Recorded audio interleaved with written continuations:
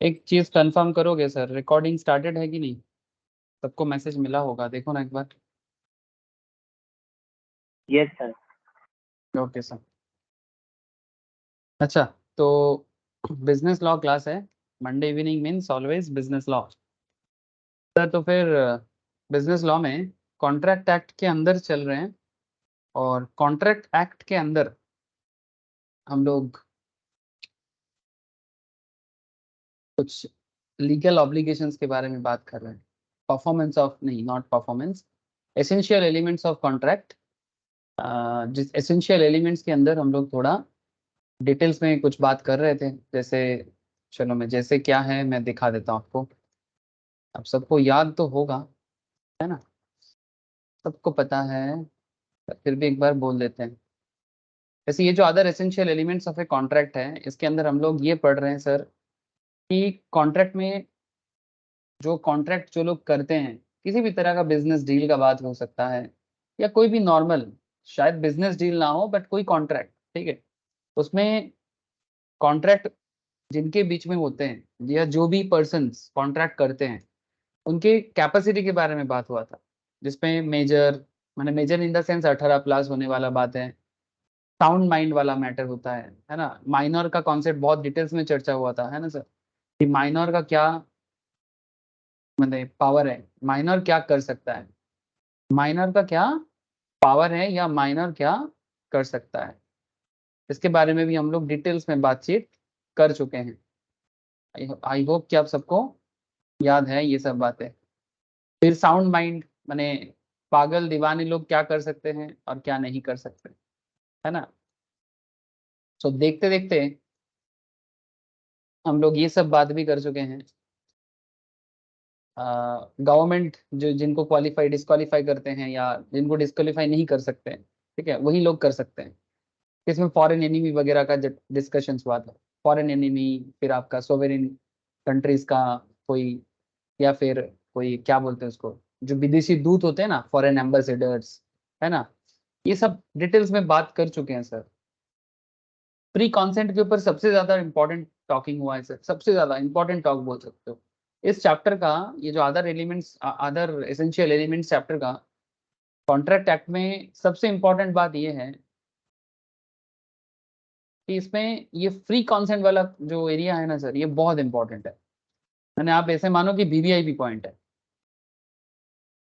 ये जो free consent माने किसी से भी जबरदस्ती नहीं कर सकते, किसी से भी आप किसी को भी आप अनड्यू तरीके से इन्फ्लुएंस नहीं कर सकते कॉन्ट्रैक्ट के लिए। यानी बेसिकली ये कोर्शन का कॉन्सेप्ट, अनड्यू इन्फ्लुएंस का कॉन्सेप्ट, फ्रॉड का कॉन्सेप्ट, फ्रॉडुलेंट एक्टिविटी, किसी के साथ फ्रॉड करके उसको किसी कॉन्ट्रैक्ट में या बिजनेस डील में बाध्य कर देना, ठीक है, मिस रिप्रेजेंटेशन करके या मिस्टेकिंगली, मिस्टेकनली, तो कोई भी काम आप इस तरह का नहीं कर सकते जो किसी को इस तरह से कॉन्ट्रैक्ट में आप नहीं डाल सकते। तो अगर करोगे तो वॉइड या वॉइडेबल हो जाता है, या तो वॉइड हो जाएगा माने कैंसिल हो जाएगा, या तो वॉइडेबल हो जाएगा। ये सब हुआ है सर, बहुत इंपॉर्टेंट है, इसलिए बार बार चर्चा कर लेते हैं। थोड़ा बहुत हर क्लास में रिवाइज हो जाता है। लॉफुल कंसिडरेशन एंड ऑब्जेक्ट, माने एक कॉन्ट्रैक्ट को वैलिड होने के लिए कंसिडरेशन भी लॉफुल होना चाहिए। कंसिडरेशन माने समथिंग इन रिटर्न, यानी अगर कोई मिस्टर ए कोई मिस बी या मिस्टर बी के साथ, एनीवन सर, ठीक है, एक एक ए बोल के कोई इंसान है, कोई बी बोल के कोई है, ठीक है, ध्यान से सुनना बात को। मिस्टर ए मिस्टर बी से कोई कॉन्ट्रैक्ट कर रहा है, तो मिस्टर ए मिस्टर बी को अपना, से फॉर एग्जांपल बाइक सेल कर रहा है, और मिस्टर बी बदले में उनको ड्रग्स नहीं दे सकता, है ना? या फिर कोई भी इलीगल प्रोडक्ट्स, या कोई भी इलीगल वस्तु जिसके बारे में गवर्नमेंट मना करके रखा है,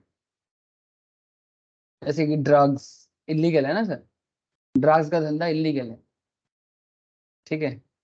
ऐसे इस ड्रग्स के बारे में रिसेंटली एक बड़ा फेमस पर्सन है हमारे देश में, एंटरप्रेन्योर है सर, आप लोग जानते हो, आ, नाम लो उनका, सबको पता है।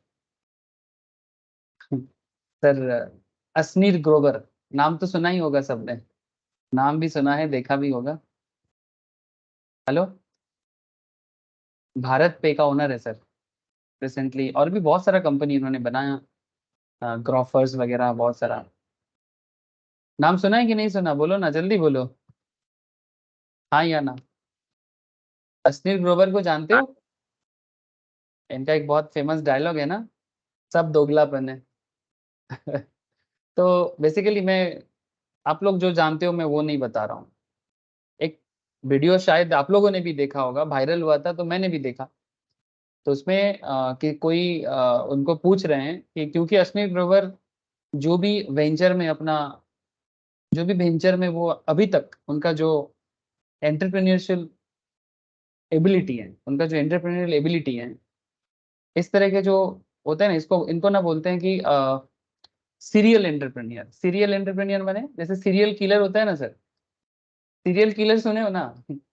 जो सीरियल किलिंग करते हैं, उसके ऊपर काफी जैसे मूवीज वगैरह में दिखाते हैं ना, सीरियल किलर है, वैसे सीरियल एंटरप्रेन्योर माने ये क्या करता है, ऐसे लोग एक एक वेंचर बनाते हैं, उसको प्रॉफिटेबल करते हैं, फिर न्यू वेंचर में चले जाते हैं। एक वेंचर में ज्यादा दिन तक टिकता नहीं है।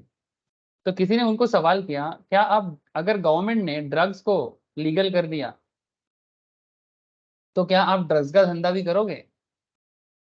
तो अश्लील ग्रोवर ने बड़ा मजाक से आंसर दिया। उन्होंने जवाब ये दिया कि अगर गवर्नमेंट इलीगल करता है तो मुझे बेच के प्रॉफिट करने में क्या प्रॉब्लम है। जिस चीज में गवर्नमेंट हाँ बोलेगा और अगर हमें पैसा दिखेगा हम उसको बेच देंगे। ये ग्रोवर साहब का जवाब था। जो भी हो, जवाब अच्छा बुरा वो तो अलग बात है सर, मैं उस पर बात नहीं कर रहा हूँ। बट मैं यही बताना चाह रहा कि ड्रग्स बेचना करेंटली इलीगल है ना, एक लॉफुल कॉन्सिडरेशन नहीं है। किसी से पैसा लेके भी आप ड्रग्स कंसिडरेशन में नहीं दे सकते, है ना, क्योंकि ड्रग्स बेचना लीगल नहीं है, लॉफुल कंसिडरेशन एंड ऑब्जेक्ट भी लॉफुल नहीं है। सो कहीं ना कहीं इसीलिए सवाल हुआ था। दैट इज द रीजन ये क्वेश्चन रिपोर्टर ने, असली रिपोर्टर या कोई स्टूडेंट ने, मे बी कोई सेमिनार में पूछ रहे हैं असली सर से कि क्या सर आप ड्रग्स में अगर प्रॉफिट होगा तो क्या ड्रग्स का धंधा भी कर लोगे अगर सरकार उसको हाँ कर देता है तो, है ना? तो पॉइंट इज लाइक दैट। जैसे अभी इंडिया में देखो, इंडिया में सिगरेट लीगल है ना, सिगरेट बेचने में प्रॉब्लम नहीं है, सिगरेट एकदम बिल्कुल लीगल है। इंडियन आईटीसी जो कंपनी ब्रांड है, आईटीसी ब्रांड क्या करता है, आईटीसी का जो मेन नाम है ये एक्चुअली टोबैको कंपनी है। एक जमाने में इसका नाम था इंटरनेशनल टोबैको कंपनी, फिर बाद में नाम हुआ इंडियन टोबैको कंपनी, फिर आजकल सिर्फ ओनली आईटीसी बोल के है। आईटीसी का एक्चुअली वो मेनली सिगरेट बेचता है।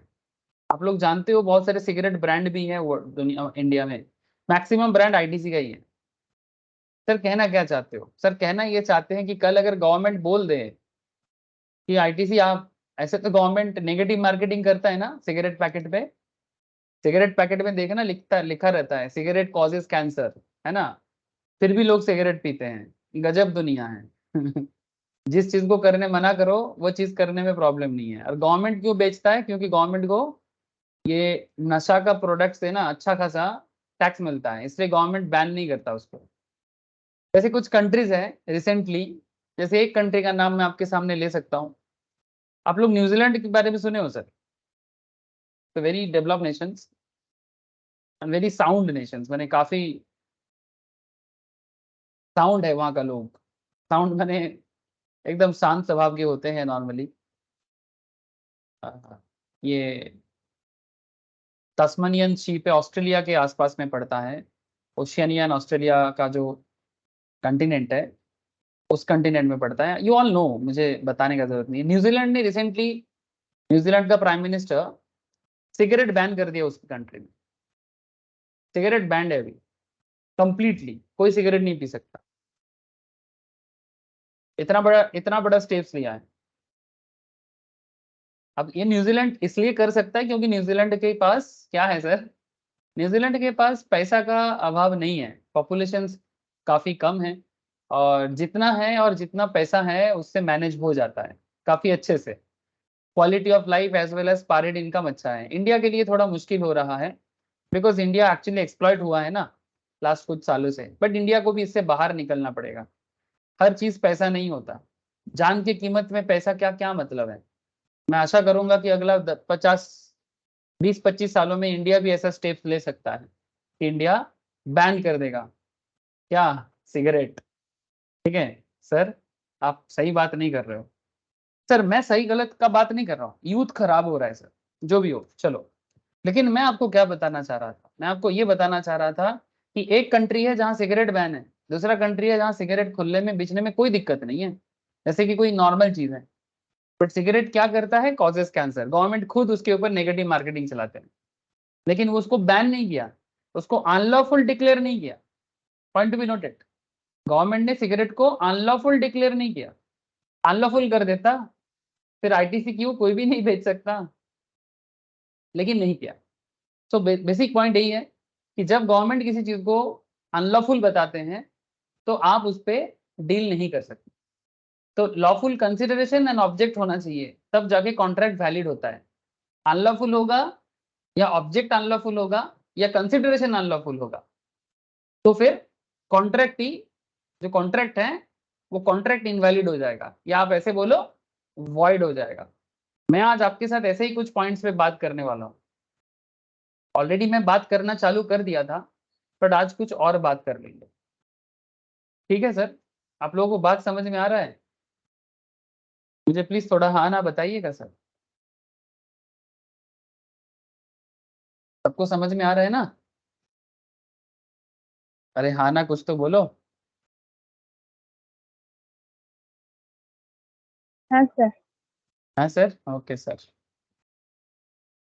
कभी कभी आप लोग इतना चुप्पी साध लेते हो, मुझे समझ में नहीं आता है ये समझाया जा रहा है कि नहीं समझाया जा रहा।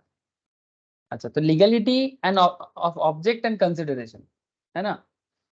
तो basically legality of object and consideration का जो पॉइंट है, ये सेक्शन 23 बात करता है, section 23 of Indian contract act 1872। VVIP point होता है सर ये सब। The consideration or object of an agreement is lawful unless it is forbidden by law, is of such nature that it if permitted it would defeat the provisions of any law। अगर permission दे दिया जाए तो currently अगर कोई ऐसा law है उसको defeat कर देगा, यानी ऐसा नेचर का बात हो जाएगा कि एक लॉ को पास करने में दूसरा लॉ डिफीट हो जाएगा, या फिर जो भी लॉ होगा वो फ्रॉडुलेंट काम हो जाएगा। Involves injury of the persons property of another, the court regard is it as immoral, या सबसे बड़ा चीज अपोज टू पब्लिक पॉलिसी। माने गवर्नमेंट जो भी डिसीजन अगर ऐसा कुछ कर लेता है एग्रीमेंट गवर्नमेंट के हिसाब से जो पब्लिक पॉलिसी के अगेंस्ट में चला जाता है, ये सब चीजों में आप कॉन्ट्रैक्ट नहीं कर सकते। जहां पर भी आपको दिखे कि it is forbidden by law है, जहां पर आप दिखे कि is of such nature that if permitted, अगर परमिशन मिल जाए, it would defeat the provisions of any law, अगर वो या फिर वो फ्रॉडुलेंट हो जाएगा, या फिर किसी का प्रॉपर्टी में इंजरी पहुंच सकता है, या फिर कोर्ट उसको इमोरल घोषित कर सकता है, या फिर पब्लिक पॉलिसी के अगेंस्ट में चला जा सकता है ना? जैसे मानो कि अगर गवर्नमेंट बोल दिया कि कंट्री में कोई भी गवर्नमेंट प्रॉपर्टी सेल कर सकता है, गवर्नमेंट प्रॉपर्टी को कोई भी सेल कर सकता है, जैसे मानो कोई ताजमहल बेचने चला गया, ताजमहल एक पब्लिक प्रॉपर्टी है ना सर, तो ताजमहल कैसे बेच दे? कोई बोला कि हावड़ा ब्रिज फॉर सेल, ठीक है, ये सब यूनिक प्रॉपर्टी है देश का, सब पब्लिक प्रॉपर्टी है, हावड़ा ब्रिज फॉर सेल। अब क्या आप हावड़ा ब्रिज सेल कर किसी को करने दे सकते हो कि कोई प्राइवेटली हावड़ा ब्रिज को सेल कर दिया? समझ रहे हो बात सर? हाँ, तो जो भी बात काम अपोज टू पब्लिक पॉलिसी होगा, मैं सिंपल कुछ एग्जांपल यूज किया आप लोगों को, मैंने लास्ट क्लास इससे भी मतलब अच्छा अच्छा एग्जांपल या फिर थोड़ा क्रिटिकल एग्जांपल्स भी आपके साथ मैंने शेयर किया था।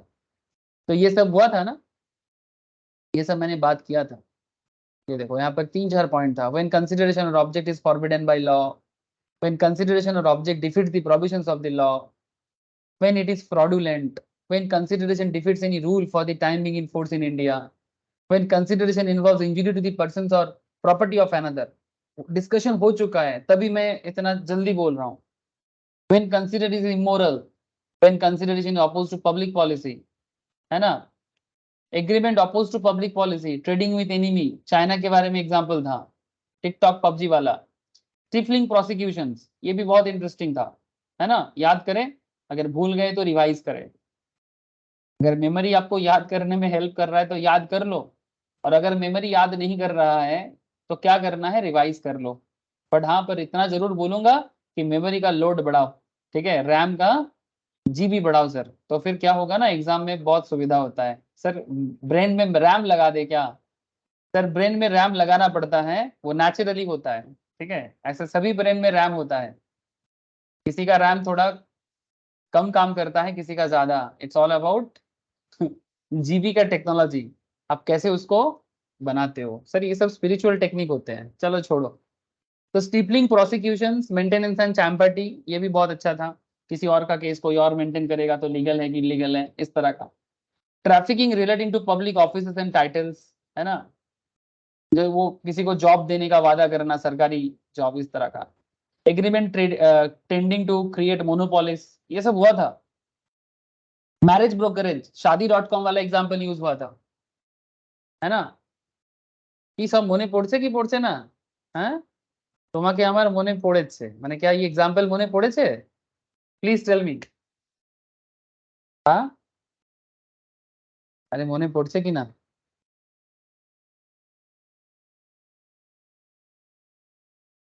हाँ या ना? याद है सबको?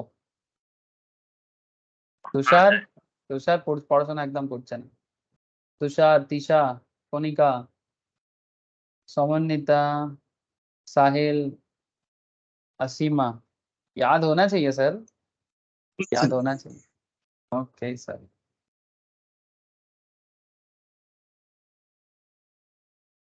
अच्छा, चलो मैं आपको वॉइड एग्रीमेंट के बारे में कुछ बात करता हूँ। एक्सप्रेसली डिक्लेयर्ड वॉइड एग्रीमेंट्स, ये बहुत इंपॉर्टेंट है। एक्सप्रेसली डिक्लेयर्ड वॉइड एग्रीमेंट्स माने ये पहले से ही बोला हुआ है कि अगर कोई ऐसा एग्रीमेंट होगा तो वो वॉइड ही होगा, और उसका सेक्शन भी मेंशन किया गया है। जैसे कि agreement the consideration or object of which is unlawful, section 23, ये तो आपको पता लग ही गया। मेड बाय इनकॉम्पिटेंट पार्टीज, अगर कोई एग्रीमेंट कोई इनकॉम्पिटेंट पार्टीज करता है, जैसे कि माइनॉर अगर कोई एग्रीमेंट करता है ना, मेड बाय एग्रीमेंट इनकॉम्पिटेंट, अगर कोई माइनर एग्रीमेंट करेगा वो भी वॉइड हो जाता है ना सर। माइनर के साथ कोई एग्रीमेंट थोड़ी बनता है, माइनर कॉन्ट्रैक्ट करने लायक ही नहीं है। एक्सेप्शनल सिचुएशंस थोड़ा बहुत होता है, वो पहले भी डिस्कस हो चुका है, तो ये सेक्शन 11 था। जैसे यहाँ पर एक पॉइंट है सेक्शन 26 का, agreement in restaurant of marriage, किसी को शादी करने से नहीं रोक सकते आप अगर उसका मेजोरिटी हो गया है तो। अगर वो मैरिज करने लायक एज में आ गए, जो गवर्नमेंट कहता है लड़का के लिए 21, लड़की के लिए भी 21। पहले ना मेल बॉयज, मेल का जो मैरिज एज था वो 21 पहले से ही था, बट फीमेल का जो, इंडिया इंडिया का बात कर रहा हूँ, ये 18 था। फीमेल मैरिज एज 18 था मिनिमम, बट इसको चेंज करके गवर्नमेंट ने रिसेंटली सुप्रीम कोर्ट में इसको 21 कर दिया। तो किसी अगर कोई 21 प्लस है और वो अपने मर्जी से शादी कर रहा है, हाँ वो हो सकता है कि घर के अगेंस्ट में है, तो इसका मतलब ये नहीं कि आप लोग सब कोई घर के अगेंस्ट में जाना चालू कर दो। हाँ, इसलिए थोड़ी ना पढ़ाई कर रहे हो, नॉलेज के लिए पढ़ रहे हो सर। घर के अगेंस्ट में जाने के बारे में नहीं सोचना चाहिए सर, सब घर के फेवर में होना चाहिए। नहीं सर, सबके फेवर में होना चाहिए, घर के फेवर के भी, आपके फेवर में भी, ठीक है। जब सब राजी तो दिल राजी, तो क्या बात है ना। अगर दिल राजी है, गाना सुने हो सर, बहुत अच्छा गाना है, अगर दिल राजी है। सबका दिल राजी होना चाहिए, घर वाला का भी, आपका भी, उसका भी, उनका फैमिली का भी, सबका फैमिली का दिल राजी हो, तो फिर वो उसको बोलते हैं मेड इन हेवन, तब मजा आता है। Agreement in restraint of marriage, किसी को शादी से नहीं रोक सकते आप, अगर कोई रोकने का कोशिश भी किया ना तो वो वॉइड एग्रीमेंट है। अगर कोई किसी का शादी रोकने के लिए वॉइड एग्रीमेंट करा रहा है, एग्जाम्पल ले सकते हैं हम, ठीक है। जैसे मानो किसको आज बलि का बकरा बनाया जाए, सबको मेरा आवाज तो आ रहा होगा। साहिल को ले लेते हैं, साहिल को ले लेते हैं और क्रिश को ले लेते हैं, ठीक है। तुम लोगों को मेरा आवाज आ रहा है, Sahil and Krish, please tell me. Yes sir. Sahil बोला हाँ। क्रिश, क्रिश को आवाज आ रहा है? क्रिश का आई थिंक माइक इश्यूज है। अच्छा देखो सर, मानो साहिल और क्रिश के बीच में एक डील हो रहा है, ठीक है? साहिल और क्रिश के बीच में कोई डील हो रहा है। क्या डील हो रहा है? किस? यस क्रिश बोल, आवाज आ रहा है? हाँ यस सर, ग्लिच हुआ ओके था। सर। हाँ क्या बोलो? ग्लिच हुआ था, मेरा आवाज नहीं आ रहा था आपको। अच्छा अच्छा, हाँ ठीक है, अभी ठीक है। तो साहिल और क्रिश के बीच में एक डील हो रहा है। उसमें या तो क्रिश शादी करना चाहता है अपने मर्जी से, साहिल उसको रोक रहा है, ठीक है? या फिर किसी फ्रेंड का शादी होने वाला है, बट वो बोलते हैं नहीं तुमको शादी नहीं करने देंगे, ठीक है? और बदले में ये अपने बीच में डील कर रहा है। साहिल क्रिश को पैसा दे रहा है कि भाई तुम उसका शादी रोक के दिखाओ तो बदले में मैं तुमको 2 लाख दे दूंगा, ठीक है? Restaurant of marriage. चाहे कोई भी शादी रोकने वाला कोई भी एग्रीमेंट नहीं चलेगा सर, चाहे किसी और का हो, ठीक है? किसी का भी शादी आप नहीं रोक सकते, ये लीगल नहीं है। तो इसलिए वो वॉइड एग्रीमेंट हो जाएगा। यानी क्रिश और साहिल के बीच में बेसिक डील हो रहा है कि भाई हम तुमको 2 लाख देते हैं, तुम उसका शादी रोक दो किसी भी तरह से। मतलब ये कोई गलत बात हुआ ना, लोग अपने मर्जी से शादी करेगा, है ना? तो उससे क्यों रोक टोक लगाते हो? सेक्शन 26 आपको ये परमिशन नहीं देता। अच्छा, agreement in restraint of trade, जैसे शादी वाला बात है ना सर, वैसा ही ट्रेड वाला भी बात है। किसी को बिजनेस करने से आप नहीं रोक सकते, है ना? किसी को बिजनेस करने से आप नहीं रोक सकते। जैसे मेरा देश मेरा वतन, उसमें मैं बिजनेस करूं, आप कौन होते हो रोकने वाले? सर अगर बिजनेस इलीगल चीजों का हो तो जरूर रोका जा सकता है, बट अगर बिजनेस लीगल मैटर का हो और उसमें कोई रूल्स वायलेशंस ना हो रहा हो, तो आपको वो बिजनेस करने से कोई नहीं रोक सकता, कोई नहीं रोक सकता। Section 27, agreement in restraint of legal proceedings. Legal कोई प्रोसीडिंग्स होने वाला है, कोई लीगल मैटर कोर्ट में जा रहा है या वहां से निकलने वाला है, उसमें आप रोक टोक लगा रहे हो कि नहीं आप लीगल प्रोसीडिंग नहीं कर सकते, नहीं कर सकते, ऐसा ऐसा काम नहीं कर सकते आप।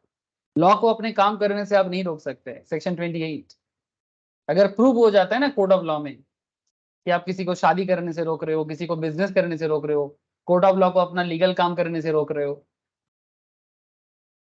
Agreement the meaning of which is uncertain, जिसका जो एग्रीमेंट का मतलब क्लियर नहीं है, जो एग्रीमेंट का मतलब क्लियर नहीं है। जैसे मतलब अनक्लियर रहने वाला बहुत काम होता है ना सर। जैसे आप लोगों को मैंने बहुत एग्जांपल दिया कि एक किसी के पास रेड कार है, किसी के पास रेड कार भी है, ब्लू कार भी है। अब मिस्टर एक्स के पास ऐसा कोई कार है जो रेड कार भी है और ब्लू कार भी है। तो मिस्टर एक्स मानो साहिल को कार बेच रहा है, ठीक है? मिस्टर एक्स साहिल को कार बेच रहा है। साहिल भी बोला yes mister X, I want to purchase car from you, ठीक है? तो मिस्टर एक्स भी मन में सोच रहा है कि मैं अपना ब्लू कार साहिल को बेचूंगा, और साहिल मन में सोच रहा है कि ठीक है मैं भी मिस्टर एक्स का रेड कार ले लूंगा। तो ये कॉन्सेंसस एडिडम नहीं हो रहा है, ऊपर से अनसर्टेन भी हो रहा है, मतलब क्लियर नहीं हो रहा है। मतलब मिस्टर एक्स के मन में कुछ है, साहिल के मन में कुछ और है। एक तो अनसर्टेन है, मतलब क्लियर नहीं है, ऊपर से कॉन्सेंसस एडिडम भी नहीं है, तो भी ये भी वॉइड हो जाएगा। Section 29, agreement the consideration or object of which is unlawful in parts. अगर किसी एग्रीमेंट का या किसी एग्रीमेंट का या कंसिडरेशन का कंसिडरेशन और ऑब्जेक्ट अगर पार्टली अनलॉफुल है ना, तो भी वॉइड हो सकता है। अगर पार्टली भी अनलॉफुल है तो भी वॉइड हो सकता है। जैसे यहाँ पर एक ये पॉइंट लास्ट पॉइंट था सर, सेक्शन 24, याद रखना सर। जैसे by virtue of section 24, if any part of a single consideration for one or more objects, एक consideration होगा पर ऑब्जेक्ट एक या एक से ज्यादा है, और any one or any part of any one of several consideration for a single object is unlawful, the agreement is void। मैंने एक सिंपल बात कर रहे हैं, कंसिडरेशन ऑब्जेक्ट होगा तो भी void हो जाएगा, ऑब्जेक्ट void क्या बोलते हैं, ऑब्जेक्ट अनलॉफुल होगा तो भी void हो जाएगा। माने आपका उद्देश्य ही गलत है, या फिर आप जो बदले में कंसिडरेशन ले रहे हो या दे रहे हो वो गलत है। इसलिए बोलते हैं if any part of a single consideration for one और मोर ऑब्जेक्ट, और एनी वन और any part of any any of several consideration for a single object is unlawful, the agreement is void. The section is an obvious consequence of the general principle of section 23. There is no promise for a lawful consideration if there is anything illegal in a consideration, which must be taken as a whole. General rule is that where the legal part of a contract can be severed from the illegal part, the bad part may be rejected and the good one can be retained. But where the illegal part cannot be severed, the contract altogether void. माने अगर legal part से illegal part को अलग किया जा सकता है तो कॉन्ट्रैक्ट को जो लीगल है उसको रिटेन किया जा सकता है, पर अगर लीगल पार्ट को इलीगल पार्ट से आप अलग नहीं कर पाओगे तो फिर पूरा कॉन्ट्रैक्ट को ही वॉइड माना जाएगा। समझ रहे हो सर? अगर लीगल पार्ट को इलीगल पार्ट से आप अलग नहीं कर पाते हो तो पूरा कॉन्ट्रैक्ट को ही वॉइड करार दिया जाएगा, पूरा कॉन्ट्रैक्ट को ही वॉइड करार दिया जाएगा। That is the very simple concept. समझ रहे हो सर? तो ये है सेक्शन 24, ये था सेक्शन 24। तो इस तरह से आपके सामने ये सब पॉइंट डिस्कस रखा गया सर, ये सब पॉइंट डिस्कस रखा गया। मैंने एक्चुअली मैं इतना देर से आपको जो जो पॉइंट में बात किया उसका यहाँ पर एक समरी था कि ये सब एक्सप्रेसली डिक्लेयर्ड वॉइड एग्रीमेंट्स है। याद रहेगा ना सर? सेक्शन 11, सेक्शन 26, सेक्शन 20, 27, 23, 28, ठीक है, 24 एज वेल एज 28, 29 सब याद रखना चाहिए, सेक्शन वाइज याद रखना चाहिए sir. Agreement made without consideration, अब बिना कंसिडरेशन का एग्रीमेंट तो वॉइड हो जाएगा। Agreement made without consideration, section 25। Wagering agreement, इसके बारे में मैंने बेसिक्स में बता के रखा सर, बाद में फिर से मौका मिलेगा फिर बताऊंगा। बेसिक्स ऑफ कॉन्ट्रैक्ट में मैंने इसके बारे में बात किया था। वेजरिंग एग्रीमेंट सेक्शन 30, ये भी वॉइड है। An agreement to do impossible acts, अगर किसी को कोई इम्पॉसिबल एक्ट करने के लिए एग्रीमेंट कर रहे हो, सेक्शन 56 वो भी वॉइड है। इम्पॉसिबल एक्ट लाइक क्या बताया जा सकता है? जैसे आप लोगों को एक एग्जाम्पल ना दिया था सर, इसके बारे में भी ना बेसिक्स ऑफ कॉन्ट्रैक्ट में एग्जाम्पल दिया था मैंने। जो लोगों ने बेसिक्स ऑफ कॉन्ट्रैक्ट रिवाइज किया है उनको जरूर पता होगा, या भूल गए तो उसमें वो जैसे एक था ना, तुम जो कह दो तो चांद तारों को तोड़ लाऊंगा मैं। ये 90s के जमाने में अक्षय कुमार और सुनील शेट्टी का एक मूवी का गाना है और उसमें heroine most probably Shilpa Shetty है। सर आप तो बूढ़े हो गए, 90s का गाना याद कर रहे हो। सर गाना गाना होता है, आप 90s 2000 सोचो मत। लेकिन उसमें एक गाना था, अक्षय कुमार और शिल्पा शेट्टी उसमें एक्टिंग कर रहे हैं। मैंने बेसिकली एक क्या बोलते हैं उसको, एक गाने में जैसे रोमांटिक सीन्स होते हैं ना, मतलब ये अपना प्यार इजहार कर रहे हैं, तो उसमें अक्षय कुमार बोल रहे हैं शिल्पा शेट्टी को, मैंने इस मूवी का जो किरदार है, ठीक है, उसमें बोल रहे हैं कि तुम जो कह दो तो चांद तारों को तोड़ लाऊंगा मैं, इस हवाओं में इन घटाओं में मोड़ लाऊंगा मैं। सर ये बहुत ही पॉपुलर गाना है, आज भी गांव साइड में सुनने को मिलता है कभी कभी। So my point is that कि क्या सच में अक्षय कुमार चांद तारा तोड़ के ला सकता है?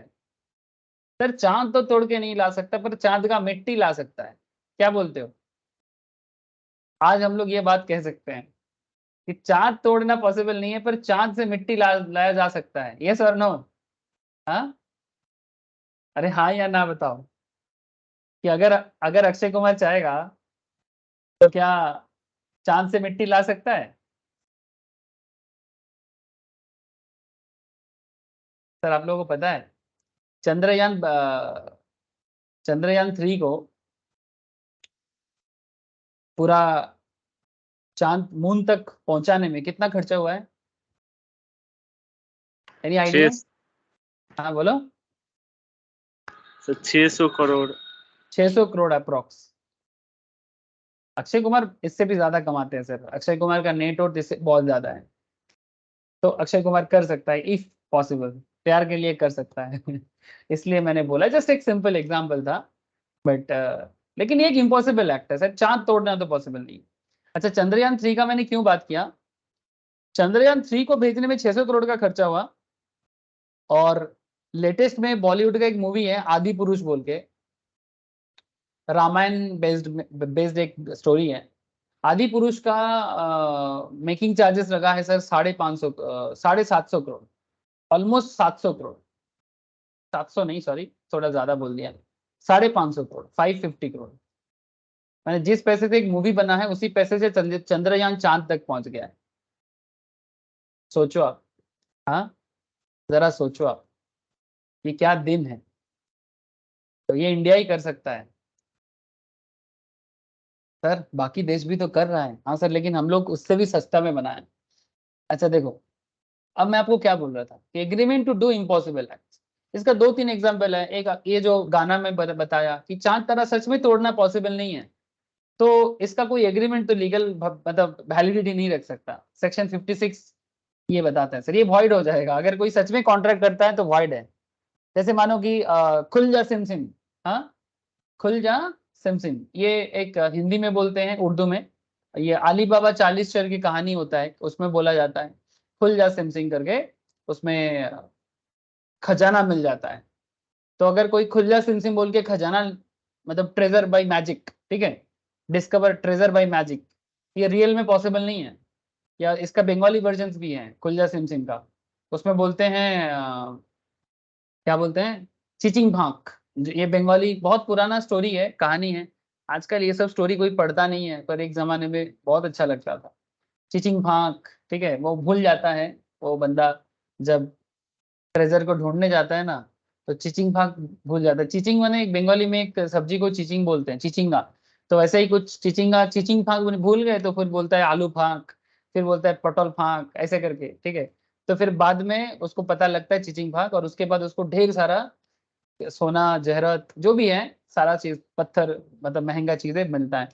तो ये कहानी में पॉसिबल है, इन रियल लाइफ में मतलब इम्पॉसिबल एक्ट्स, चुटकी में ट्रेजर ढूंढ के देना, या एक खुल जा सिमसिम बोल के, या चिचिंग फाक बोल के ट्रेजर बाय मैजिक निकाल के देना, दैट इज नॉट पॉसिबल, है ना।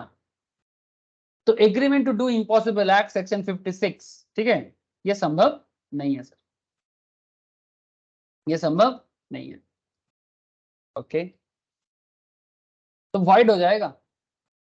तो ये सब चीजों के बारे में डिटेल्स में भी बोला है। जैसे मैरिज के बारे में देखो, every agreement in रिस्टेंट of marriage of any person other than A minor is wide. हाँ, ये बात याद रख के सर, हाँ, माइनर का शादी रोक सकते हो अगर किसी का 18 साल नहीं हुआ है। अगर कोई ऐसा है जो 18 के नीचे है, ठीक है, 18 माइनस है, तो वो अगर बोले कि जबरदस्ती नहीं मुझे प्यार हो गया मैं शादी करूंगा, नहीं रोक सकते हम। माँ बाप भी रोक सकता है, कोई भी रोक सकता है। So if a person being a major agrees for good consideration not to marry, the promise is not binding and considered as void agreement. किसी से पैसा लेके वो शादी ना करने का वादा करता है, ठीक है। If a person being a major agrees for good consideration not to marry, किसी से पैसा लेके शादी नहीं करता है, ये गलत बात है। The promise is not binding and considered as void agreement, ठीक है। Agreement in distant of trade, सुन लो sir, agreement in distant of trade, किसी को बिजनेस करने से नहीं रोक सकते। जैसे एग्जाम्पल यहाँ पर कुछ है, अच्छा खासा example. Be a physician and a surgeon. Employs A as an assistant for a term of 3 years. ध्यान से सुनना, मिस्टर बी कोई है जो एक फिजिशियन है या एक सर्जन है, माने बेसिकली वो अरे काटा काटी करता है, रिस मतलब ऑपरेशन करता है, ठीक है, बॉडी को ऑपरेशन करके एकदम ठीक कर देता है। Physician and surgeon employs A as an assistant for a term of 3 years and A agrees not to practise as a surgeon and physician during these 3 years। जब तक वो असिस्टेंट रहेगा, कौन, ए, किसके पास, बी के पास, उन दैट पर्टिकुलर टाइम पे ए कोई सर्जन या फिजिशियन का काम नहीं कर सकता। ये एग्रीमेंट वैलिड है and A can be restrained by an injunction. Injunction माने होता है रोक लगाना, इंजंक्शन माने रोक लगाना। बांग्लाते बोले बोलबो अटके देवा, ओके। अगर मैं बंगाली में बोलूँ तो क्या बोलूंगा सर, अटके देवा, ठीक है, इंजंक्शन लगा देना, कोई काम को रोक देना। The agreement is valid and A can be restrained by an injunction if he starts independent practice during this period. तो सिंपल बात है, बी ए को अपना असिस्टेंट बना रहा है और बदले में वो एक कंडीशन रख रहा है कि ठीक है तुम मेरे असिस्टेंट के तौर पे काम कर सकते हो, मैंने बेसिकली एक जॉब की तरह है, और बदले में एक कंडीशन दे रहा है कि इस पीरियड में जब तक तुम मेरे असिस्टेंट हो, इन दैट पर्टिकुलर पीरियड तुम अपना पर्टिकुलर प्रैक्टिस, इंडिपेंडेंट प्रैक्टिस नहीं कर सकते। इसमें क्या खराबी है सर, इसका मतलब किसी को बिजनेस से रोकने वाला बात नहीं हुआ सर, इसका मतलब आप किसी को बिजनेस करने से नहीं रोके, ये तो किसी चीज के बदले एक सेटलमेंट हो रहा है और ये सही है, प्रॉब्लम नहीं है इसमें। तो ये आपको समझना पड़ेगा, ये जो थीन लाइन है ना, ये समझना पड़ेगा कि किसको ट्रेड को रोकने के वाला बात हो रहा है और कहां पर ट्रेड को रोकने वाला बात नहीं हो रहा है। अब अपना दिमाग को थोड़ा खोलो सर, दिमाग खोल के देखो, दुनिया खोल जाएगी। फिर से दूसरे का डायलॉग चोरी करते हो। अरे ठीक है सर, समझाने के लिए अगर थोड़ा चोरी चमारी कर भी ले तो क्या प्रॉब्लम है। और फेसबुक का एक ऐड आता है, क्या बोलते हैं, दिल खोल के देखो दुनिया, क्या बोलते हैं भूल गए, क्या बोलते हैं, फेसबुक दिल खोल के देखो, फिर भूल गए, क्या बोलते हैं आप लोग, अगर सुने हो तो जरूर पता है आप।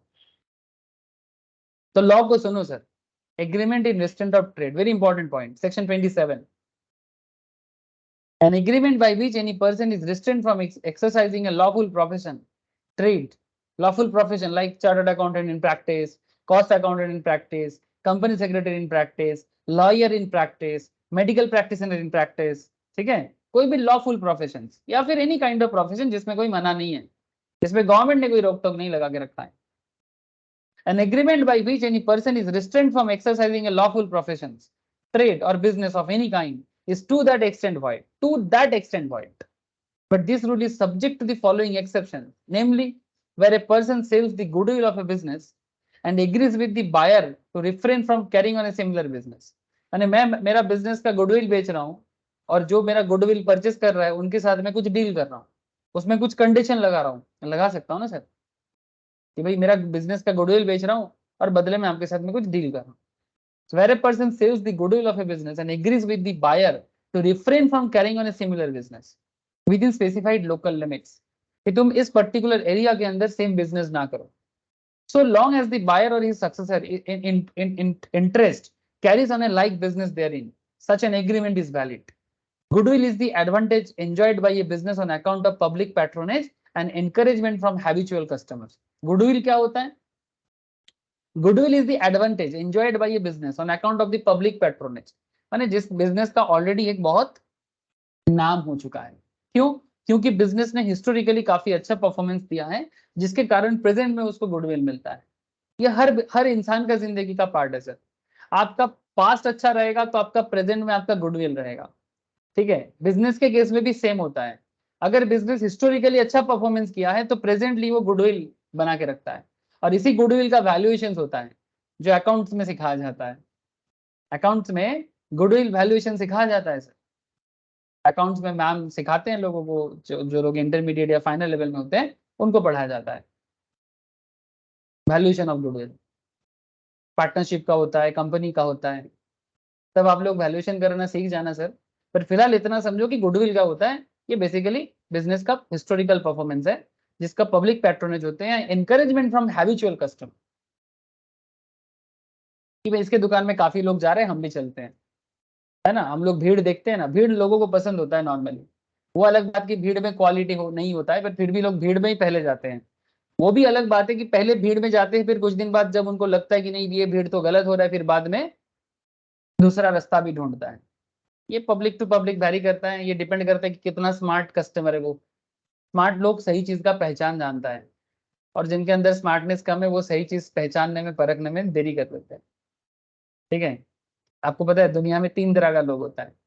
एक होता है स्मार्ट, जिसको पता है कि वो क्या कर रहा है और उनको अपने काम पे भरोसा है, अपने डिसीजंस पे भरोसा है, इसको स्मार्ट लोग बोलते हैं। कुछ लोग ऐसे होते हैं, अच्छा ओवर कॉन्फिडेंट वाले लोगों के बारे में नहीं बोल रहा हूँ, कुछ लोग तो ओवर कॉन्फिडेंट है और अपने आप को जरूरत से ज्यादा स्मार्ट समझते हैं, वो अलग है। बट मैं बात कर रहा हूँ स्मार्ट, स्मार्ट बने जो जिनको पता है कि वो क्या कर रहा है और उसको पता है उसके डिसीजंस पे उसको क्या है सर, उसको अपने डिसीजंस पे कॉन्फिडेंस है, वो स्मार्ट होते हैं। सेकंड टाइप का लोग होते हैं क्लेवर, चालाक टाइप का। चालाक माने, चालाक वो होते हैं जो दूसरे का गलती देख के सीखता है, कि भाई अच्छा उसने रास्ते में चलते हुए एक्सीडेंट कर लिया क्योंकि उसने सिग्नल नहीं माना, तो उसका एक्सीडेंट हो गया, उसका डेथ हो गया, उसका सर धड़ से अलग हो गया, तो हम भी जाएंगे तो मेरा भी सर धड़ से अलग हो जाएगा, इससे अच्छा है कि मैं देख के सीख लूं। तो ये हो गया चालाक लोग। और एक होता है तीसरा टाइप का लोग, वो क्या करता है, वो बोका है, उसको पता है, उसको कुछ नहीं पता, वो उसको पता लग रहा है कि लोग मरा है, फिर भी वो मरने जाएगा क्योंकि वो बोका है। वो दुनिया को मरते हुए देखेगा, फिर भी खुद भी जाके उसी पे मरेगा। तो there are 3 types of public. आप समझ लो कि आप किस में आते हो। सर आप जबरदस्ती ये सब चीज क्यों बताते रहते हो? सर मैं सही बता दिया, मन हुआ बता दिया। अच्छा देखो, तो यहाँ पर क्या हुआ है, so long as the buyer or his successor in interest carries on like a business therein, such an agreement is valid. Goodwill is the advantage enjoyed by a business on an account of public patronage and encouragement from habitual customers.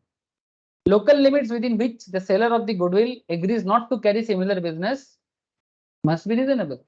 जिसने भी अपना business का goodwill बेचा, वो बस यही बोल रहे कि भाई आप एक लोकल लिमिट के अंदर ये बिजनेस ना करो। इस तरह का सिचुएशन हम लोग पार्टनरशिप एक्ट में देखते हैं। Under section 36 of the partnership act 1932, अगर कोई पार्टनर, सपोज एक बिजनेस है जिसमें नील, क्रिश, साहिल, ठीक है, इसमें 3 पार्टनर है पार्टनरशिप का। मैं ऐसे बोल सकता हूँ एन के एस एंड कंपनी, ठीक है, एंड कंपनी मैंने पार्टनरशिप होता है। तो एन के एस का एक पार्टनरशिप बिजनेस है, इनमें से साहिल को थोड़ा दिक्कत हो रहा है या फिर किसी कारण से वो पार्टनर नहीं रहना चाहता, तो साहिल को क्या बोलेंगे सर? आउट गोइंग पार्टनर, है ना? साहिल को क्या बोलेंगे? Outgoing partner. So if an outgoing partner makes an agreement with the continuing partner that he will not carry on any business similar to that of the firm within a specified period or within a specified local limits. Say for example, Neil, Krish and Sahil salt lake में अपना farm चलाता था। Salt lake माने मैं कोलकाता का बात कर रहा हूँ। Kolkata is a big city, one of the big city in India. जैसे ये देख रहे हैं ना सर आप लोग, तो इनका जो बिजनेस था, फार्म था, पार्टनरशिप बिजनेस, वो विधान नगर है या सॉल्ट लेक, एक ही जगह है। सॉल्ट लेक का ऑफिशियल नाम विधान नगर है। लोग सॉल्ट लेक बोलते हैं बट ऑफिशियली ये विधान नगर नाम से जाना जाता है। सॉल्ट लेक भी आई थिंक ऑफिशियल है। तो देखो, तो ये लोग डिसाइड कर रहे हैं कि साहिल आउटगोइंग पार्टनर है, पार्टनरशिप छोड़ के जा रहे हैं, तो सॉल्ट लेक में साहिल कोई बिजनेस ओपन नहीं कर सकता, किसी और एरिया में कर सकता है, साउथ दमदम में कर सकता है, कोलकाता में, मेन कोलकाता में कर सकता है। जैसे सॉल्ट लेक साउथ दमदम सब ग्रेटर कोलकाता का पार्ट है, बट फिर भी कोलकाता का जो कोर एरिया है उसको अलग से भी पहचाना जाता है, जो केएमसी होता है, Kolkata municipal corporation. Salt lake is अलग कॉर्पोरेशन, विधान नगर म्यूनिसिपल। अच्छा, इधर बौराव नगर में भी कर सकता है, कहीं पर भी कर सकता है, बागुएटी में कर सकता है, केस्टपुर में कर सकता है, राजारहाट में कर सकता है, न्यू टाउन में कर सकता है, कहीं पर भी कर सकता है, पर सॉल्ट लेक में नहीं कर सकता। सर ऐसा डील में क्या प्रॉब्लम है? तो क्या हम लोग इसे बोलेंगे कि ये बिजनेस को माने ट्रेड करने में मना कर रहे हैं या किसी को ट्रेड करने में आप रोक रहे हो? ये एक एग्रीमेंट है और ये एग्रीमेंट में कोई प्रॉब्लम नहीं है।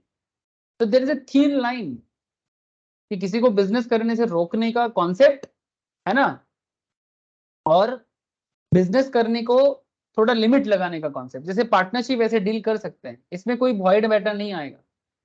इसलिए बोला कि if an outgoing partner makes an agreement with the continuing partner that he will not carry off any business similar to that of the firm within a specified period. Suppose ये लोग एक company secretary farm चलाता था, तो example दे रहा हूँ, ठीक है, सपोज ये लोग एक सीएस फार्म चलाता था, तो सिमिलर कोई फार्म नहीं ओपन कर सकता।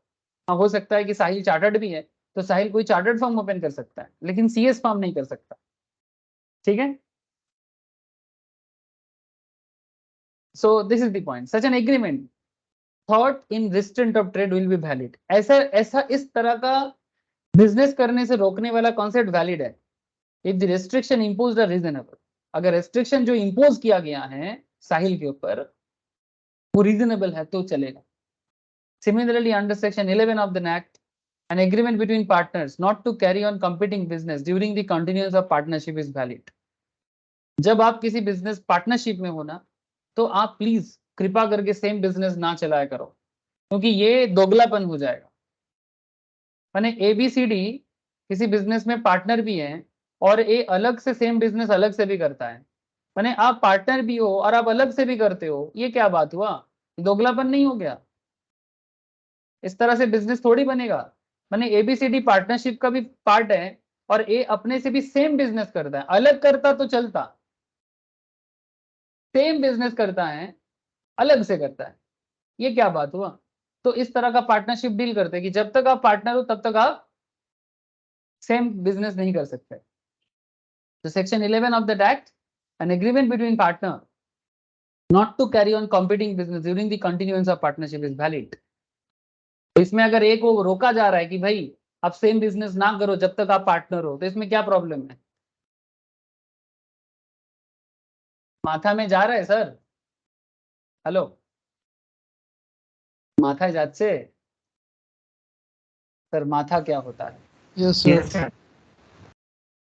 माथा माने हेड, सर, ठीक है, सर पे जा रहा है, यही बोल रहा हूँ। Thank you sir.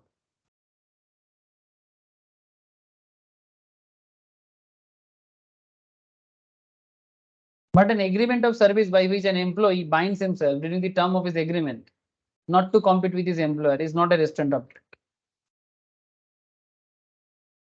An agreement of service by which an employee binds himself during the term of his agreement, जब तक agreement है, not to compete with his employer, ये restraint of trade नहीं। इस तरह का बात, जैसे यहाँ पर आपको जैसे फिजिशियंस का एग्जाम्पल दिया गया था, है ना, वैलिड था, वो restraint of trade नहीं था। An agreement by a manufacturer to sell during a certain period his entire production to a wholesale merchant। An agreement by a manufacturer to sell during a certain period his entire production to a wholesale merchant। एक manufacturer के साथ deal हो रहा है एक wholesaler का, wholesaler माने dealer का, कि भाई आपके फैक्ट्री से जो भी सामान निकलेगा वो मेरे को ही देना पड़ेगा, आप किसी और को नहीं बेच सकते,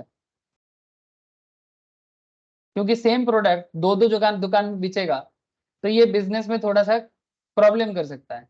तो अगर कोई होलसेलर किसी मैन्युफैक्चरर को बोल रहा है कि भाई आप अपने फैक्ट्री में जो कुछ भी डेवलप करोगे वो मुझे ही बेचना, तो इसका मतलब थोड़ी ना है, ये एक डील है।